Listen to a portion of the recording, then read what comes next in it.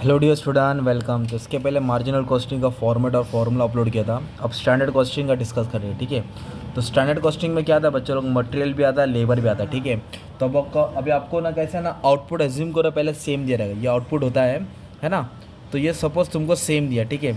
तो इधर क्या लिखने का है, इधर क्वान्टिटी और स्टैंडर्ड। तो थोड़ा अभी मैंने इधर आगे पीछे लिख दिया, अभी इसको एकदम प्रॉपर करके लिख देता हूँ, ठीक है।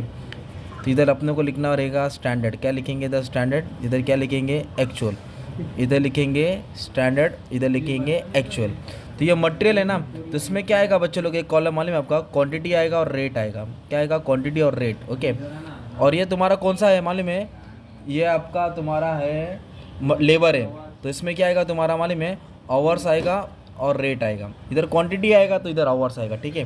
तो ये स्टैंडर्ड का कॉलम गलत से बन गया, 1 2 3 4। तो material cost variance, material price variance, material usage variance. तो मटेरियल कॉस्ट को शॉर्ट में एमसीवी बोलते हैं, मटेरियल प्राइस वेरिएंस बोलते हैं, मटेरियल यूसेज वेरिएंस बोलते हैं। तो इसका फॉर्मूला कैसे है मटेरियल कॉस्ट वेरिएंस का, standard quantity standard rate minus actual quantity actual rate. ये स्टैंडर्ड क्वांटिटी है, ये स्टैंडर्ड रेट है, और ये एक्चुअल क्वांटिटी एक्चुअल रेट है। तो इसको बोलेंगे स्टैंडर्ड क्वांटिटी, उसको बोलेंगे actual rate, actual quantity actual rate, ये दो आएगा, ओके। और आउटपुट तुम्हारा खाली रहेगा, क्योंकि आउटपुट जब दिया रहेगा तो हम लोग सॉल्व करेंगे। फिर मटेरियल प्राइस वेरिएंस, मतलब हम लोग इधर फॉर्मूला डिस्कस कर रहे हैं। प्राइस वेरिएंस में क्या करेंगे, दोनों रेट को माइनस करेंगे, standard rate minus actual rate, दोनों रेट को क्या करेंगे माइनस।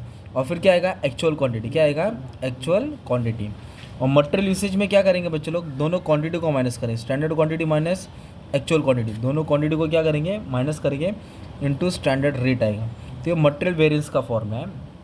वैसे लेबर है, तो लेबर में कुछ ज़्यादा याद नहीं करना है। तो यहाँ मटेरियल में जैसे क्वांटिटी आता है ना, तो लेबर में आवर्स आता है, क्या आता है, आवर्स आता है, ओके, टाइम। तो इधर क्वांटिटी है ना, तो क्वांटिटी के जगह पे क्या डाल देंगे, आवर्स डाल देंगे। इधर क्यू डाले ना, तो इधर एच डाल देंगे, ओके। तो स्टैंडर्ड क्वांटिटी स्टैंडर्ड रेट, तो इधर लिखेंगे standard hours standard rate. Actual quantity है तो एक्चुअल आवर्स एक्चुअल रेट। मतलब ये फॉर्मूला याद हो गया, तो इसके बेस पे ये भी याद हो गया तुमको, ओके, सिंपल। अब प्राइस में क्या करना है, इधर लेबर प्राइस है, मतलब लेबर रेट भी बोल सकते हैं, मटेरियल रेट वेरिएंस भी बोल सकते हैं। तो इधर दोनों रेट को माइनस करेंगे, standard rate minus actual rate. But क्या आएगा, इधर एक्चुअल क्वांटिटी है, तो क्वांटिटी की जगह पे क्या होगा, आवर्स हो जाएगा, क्या हो जाएगा, आवर्स। और मटेरियल यूसेज में क्या करना है मालूम है, मटेरियल यूसेज वेरिएंस में दोनों क्वांटिटी को माइनस करना है, इधर दोनों आवर्स को माइनस करना है, standard our minus actual our standard rate. मतलब जहाँ क्यू है उधर क्या आ जाएगा, एच आ जाएगा, ठीक है। और इसको तुम लोग बैलेंस भी कर सकते हैं, जैसे कि जो मटेरियल कॉस्ट वेरिएंस है उस वो क्या होता है, एडिशन होता है मटेरियल प्राइस वेरिएंस का मटेरियल यूसेज वेरिएंस का। मतलब इन दोनों को सॉल्व करेंगे, प्लस करेंगे तो ये आंसर आएगा। और इसमें आंसर अगर माइनस में आता है ना तो एडवर्स लिखते हैं, और आंसर पॉजिटिव आएगा तो क्या लिखते हैं, फेवरेबल लिखते हैं। माइनस में आएगा तो एडवर्स रहता है, और प्लस में आएगा तो क्या लिखते हैं, फेवरेबल लिखते हैं, ठीक है। तो ये मटेरियल कॉस्ट है, लेबर वेरिएंस है। फिर इसमें दो और आता है, मटेरियल ईल्ड, मटेरियल है ना, बाद में रिवाइज करके दो और फॉर्मूला बनता है, डिपेंड करता है कि कौन सा समय, लेवल का समय।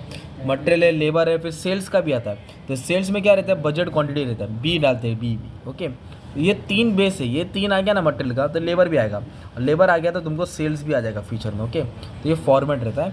अभी आउटपुट मान लो अलग दिया है, मतलब इधर एक आउटपुट दिया है और इधर दिया है 10, तो फिर आपको क्या करना पड़ेगा, बैलेंस करना पड़ेगा। तो स्टैंडर्ड क्वांटिटी दिया रहेगा इधर 5, इधर दिया रहेगा सपोज 5000 है ना।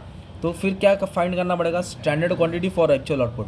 You have to find standard quantity for actual output. तो कैसे करेंगे, 1 का 5 है तो 10 का कितना, तो क्रॉस मल्टीप्लाई करना है।